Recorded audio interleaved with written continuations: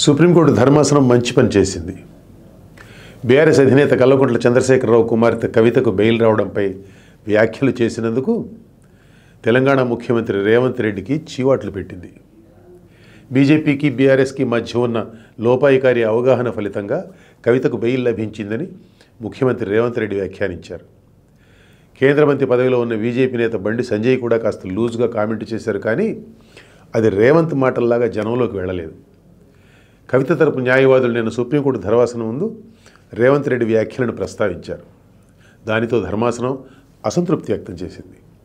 ముఖ్యమంత్రి స్థాయి పదవిలో ఉన్న వ్యక్తి బాధ్యత లేకుండా అత్యున్నత న్యాయస్థానంపై ఇలాంటి తప్పుడు వ్యాఖ్యలు చేయడం ఏమిటని న్యాయమూర్తి అన్నారు. రాష్ట్ర ప్రభుత్వం తరపున సీనియర్ న్యాయవాది ముకుల్ రోహత్గి జోక్యం చేసుకుని ముఖ్యమంత్రి తరపున తాను క్షమాపణ చెబుతున్నానడంతో అది అక్కడతో సమసిపోయింది. రేవంత్ రెడ్డి వ్యాఖ్యల పూర్వరంగం కొద్దిగా వివరిస్తాను. ఇక్కడ తెలంగాణ శాసనసభ ఎన్నికల్లో బీఆర్ఎస్ పరాజయం పాలైన తర్వాత ముఖ్యమంత్రి రేవంత్ రెడ్డి ఆ పార్టీని రాజకీయంగా మరింత బలహీనపరిచే పని మొదలుపెట్టారు. తర్వాత జరిగిన లోక్సభ ఎన్నికల్లో బీఆర్ఎస్కు ఘోర పరాజయం ప్రాప్తించిన మీదట ఆయన దాడి ముమ్మరమైంది. దానికి తోడు లోక్సభ ఎన్నికల ముందు ఢిల్లీ మద్యం స్కామ్లో కేసీఆర్ కుమార్తె కవితను అరెస్ట్ చేశారు. కవిత కోసం కేసీఆర్ బీజేపీతో రాజీకి ప్రయత్నిస్తున్నారన్న మాట వినపడింది. లోక్సభ ఎన్నికల ఫలితాల అనంతరం బీఆర్ఎస్ రాజకీయంగా ఉనికి కోల్పోయే ప్రమాదంలో పడింది. ఒక పక్క కాంగ్రెస్ ముట్టడి, మరో పక్క బీజేపీ దాడి. కేసీఆర్ కుమారుడికి మేనల్లుడికి వీటిని ఎదుర్కోవడంతోనే సరిపోయింది. సడన్గా ఒకరోజు రేవంత్ మీడియాతో పిచ్చాపాటీగా మాట్లాడుతూ బీజేపీతో కేసీఆర్ అవగాహనకు వచ్చారని, అందులో భాగంగా తన పార్టీని బీజేపీలో విలీనం చేస్తున్నారని చెప్పారు. బీఆర్ఎస్ దీనిని ఖండించింది.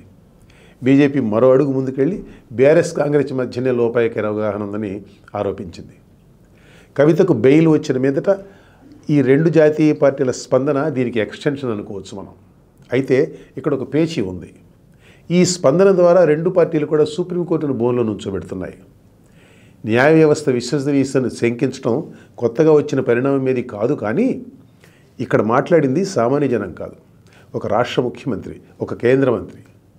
వారు నేరుగా విమర్శించకపోవచ్చు, కానీ వారి మాటల అర్థం సుప్రీంకోర్టు రాజకీయ నేతల ఆదేశాల ప్రకారం పనిచేస్తున్నదని.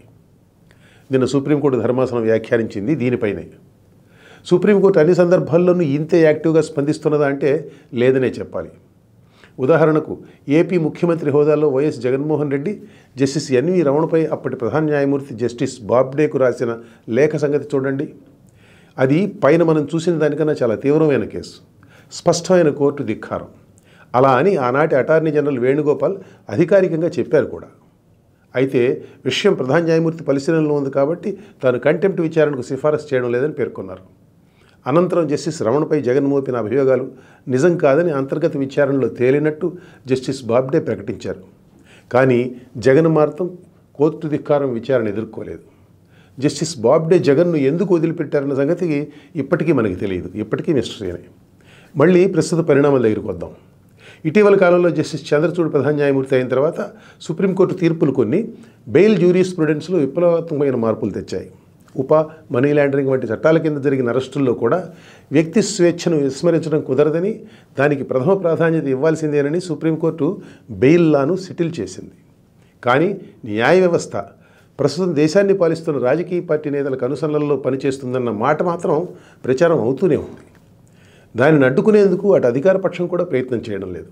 వారికి ఈ ప్రచారం బాగానే ఉన్నట్లుంది. బీజేపీ రాజకీయ ప్రత్యర్థులపై ఈడీ కేసులు పెట్టిన సందర్భాల్లో ఈ విమర్శ ఎక్కువగా వస్తున్నది.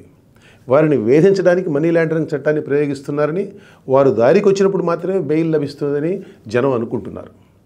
విమర్శ లక్ష్యం కింది కోర్టులైనా ఉన్నత న్యాయస్థానాలైనా స్థూలంగా న్యాయ వ్యవస్థ ప్రతిష్ట దెబ్బతిన్నట్లే కదా. న్యాయ వ్యవస్థ పట్ల ప్రజల్లో ఈ తరహా భావన ఉండటం ప్రజాస్వామ్యానికి మంచిది కాదు. న్యాయ వ్యవస్థ చులకనైతే మొత్తం సమాజంపై దాని దుష్ప్రభావం ఉంటుంది. ఈ పరిస్థితిని చక్కదిద్దాల్సిన బాధ్యత ఉన్నత న్యాయస్థానాలపై, ప్రత్యేకంగా సుప్రీంకోర్టుపై ఉంది. న్యాయ వ్యవస్థలో లోపాలు లేవని కాదు, అసలు లోపాలు లేకుండా ఉండడం ఎలా సాధ్యం? ఏ వ్యవస్థలో అయినా లోపాలు ఉన్నాయని అంగీకరించి వాటిని సరిదిద్దాలి. అలాంటి ప్రక్రియ మొదలైతే న్యాయ వ్యవస్థ ప్రతిష్ట పలచన కాకుండా పరిస్థితిని చక్కదిద్దే పని కూడా మొదలైనట్లే.